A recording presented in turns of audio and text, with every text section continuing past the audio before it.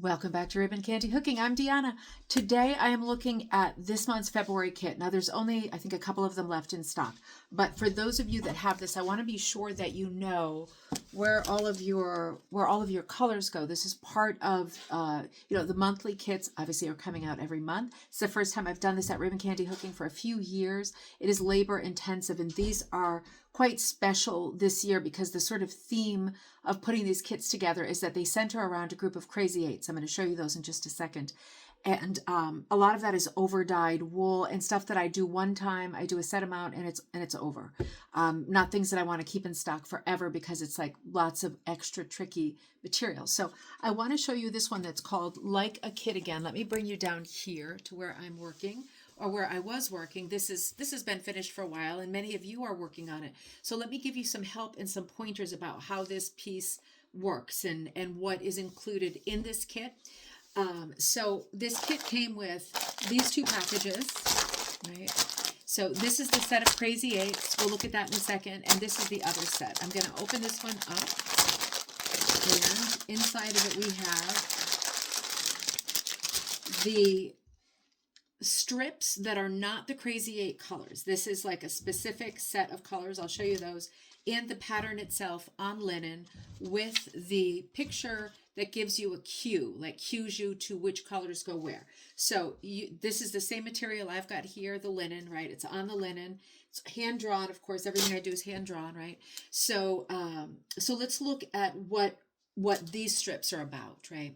So when I take these out, these are supporting strips. This is like the chorus, right? And here inside this container, this is the main cast, right? These are like the leading actors here. So you get a set of Crazy Eights in each of these kits. Now, you are never going to use all of this material for this piece. Not possible.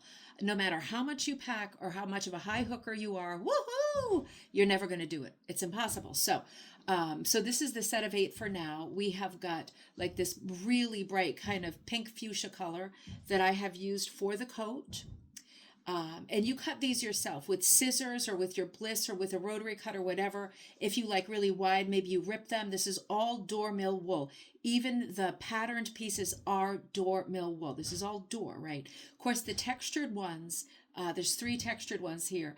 They hook with a little bit more difficulty because they are textured. Many videos on this, right? The solid ones are a little bit different, easier to hook with. But you know what? You get a different effect with the ones that are textured, right? So we've got this bright pink color. We've got the lighter pink color. I've used that for her coat accents, right? For the cuffs. And this is not the pink. That is one of these colors in here. We'll get to that in a minute. So these 2 first colors are her coat. And then we go to this really lightly patterned off-white. You see that? I've washed it so it's a little bit thicker. The problem with textured wools, no matter where you get them, right? And Door is like the premier place. No matter where you get, and the Wool Studio, and all of our great wool manufacturers, right? A lot of the manufacturing isn't done anymore here in the U.S., right? Alas. But nonetheless, these are all really high quality 100% wools, but there's something else going on here. They're textured, they're multicolor. They have a tendency to fray more than a solid one would. So something to think about. It's not you. If you experience a little bit of fraying when you hook these up, you're going to. They're textured wools, some more than others, right? I don't think any of these 3 are particularly difficult to work with. But if you get something like from Goodwill, it's a skirt, you start cutting it up and using it, you might experience a lot of fraying, and that's something to think about. So there's this off-white one, and that's one of the 2 colors in the background of the snow. The light off-white and the pure white, right? These 2 here, that's your snow, these 2. These 2 here, we've got a really bright over dye, and then we've got one that goes from sort of the light gray, this is an ombre, to this coral color. Those 2 are being used for the hearts, right? There's 1, 2, 3, 4, 5, 6 hearts in here. So those are being used for the hearts, these 2 guys. So, if you want them all to be the same color, you could do that, right? If you want her coat to be one of these instead, you can do that. And then maybe you want the pinks and purples for the hearts. Doesn't matter. You've got enough of those colors to choose where you want them, right? But for this big piece of ground, you're going to need these two whites.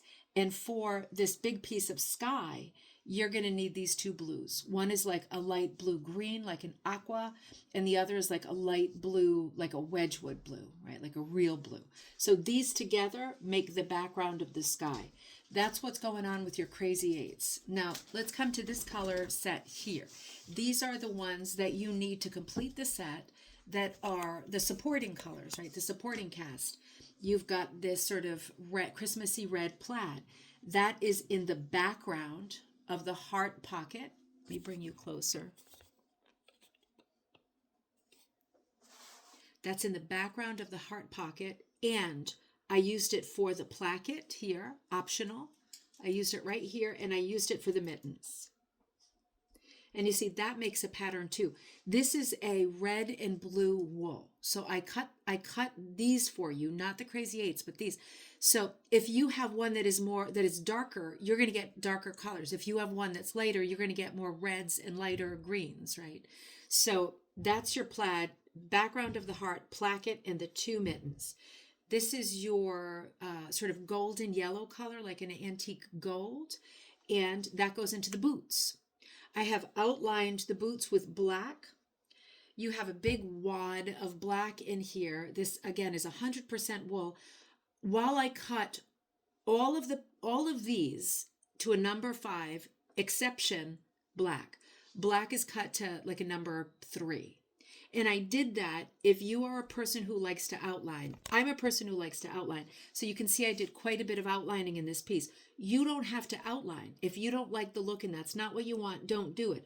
But I chose to outline not everything, but a few things that I thought helped it really pop. I did that in the first one too, which was Farewell, Sir Spruce. I outlined in certain areas, not the whole thing. So if you're feeling like you want to be an outliner, you've got lots of black number 3 cut to do outlining, right? Then you've got your maroon, and you should have, I put lots of extra in this pack because I heard some people were really pushing with the last pack. I know I'm a really big packer, so I put more than what I used, but I think some people pack even more than me, but also higher. And so I want to be sure you have plenty. If you run out, just let me know, okay? So this is the maroon, and the maroon is just the runners for the sled, right? So it's just a few lines. This is way more than you need. But, oh, it's also the chimney. This one line for the little chimney up here. You see where my finger is? That little chimney. Now, this is like a plaid mix that's gray and maroon. I used this for these 3 slats, right? That's it. Just for these 3 slats. You can see there's little details of them under here. But this is the part of the sleigh, the wooden part that she's sitting on. I used this. This green is for this tree, right? That's the only thing that's for, is for that one tree. This light color here, it's more of a pink than the purple. It's different than that. I know it probably looks similar, but this is a little bit more purple. I know the recipe because this matches the house from the January kit, and this is exactly the same color. So this goes into the house, the pre-cut one, right?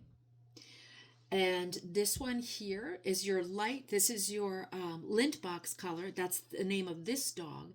And I've done a few little accents of black to pop the nose, the eye, the bottom of the jaw, right? And the 2 ears. So this is that light kind of ginger color for lint box. This is the brown, the darker color that is for laundry, the other dog. And same thing, a little bit of black outlining in the other dog. One little strip of red is all you're going to need to make this heart in the center of the pocket, if you like, right? You don't have to put that there. But this is February, so I was thinking Valentine's. And this is your last color. This is the mouse color. So this is her color. That's the color of her head. I just remembered that this is Margot Mouse. So that's her face color. I just remembered I also used this pink for her nose. So you could go with this pink or you could go with that one for her nose, whatever you want. But this is the color that I used last month for her nose. So that should match real well. So that is it. You've got your pre-cut number 5s with the exception of the number 3 black set, and you've got your crazy 8s. You're going to have a lot of left over for these, not with the blues and not with the 2 whites, right? Most of those are going to go into this, but you're going to have a lot left over, like a ton left over of these 2 orangey plaids, and quite a bit left over of these 2 as well, depending on how you hook. So that's fun to just hold on to those pieces and use them for your next project. Right now, I sketched on my tablet the design for March. It's another real cutie. This one connects to the month before. We'll do that at the end. At least I hope it does. I haven't been super careful with this. You know me, you know I'm not super careful with anything, but it should connect like that. I might have to fix it just a little bit, but it's gonna make a pretty good connection when we connect them at the end. So the next one is going to connect over here this way. And as you can see, I've set myself up for simplicity this month. I'm not really going to have to be thoughtful about what to put in there. I might put the house again. It's a continuation that will go 3, 3, 3, 3 for the 12 months. So I'll think about how the next one is going to connect, but it might be that it tapers off with just a corner of, let me make you up here again, that it tapers off with just a corner of white, because this is the last month that will be snowy until we hit next December. So you might get just a corner to resolve this little bit of white, and then we're heading into the green. It's going to feel good, isn't it?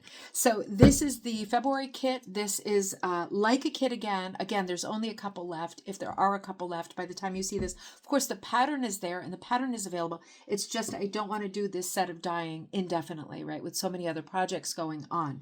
So get them while you can, because, again, once the colors are out of stock, they're out of stock. Pattern remains in stock, and it's also available as a PDF for those of you who are not here. You're in another country, on another continent. You can get it the inexpensive way without the shipping.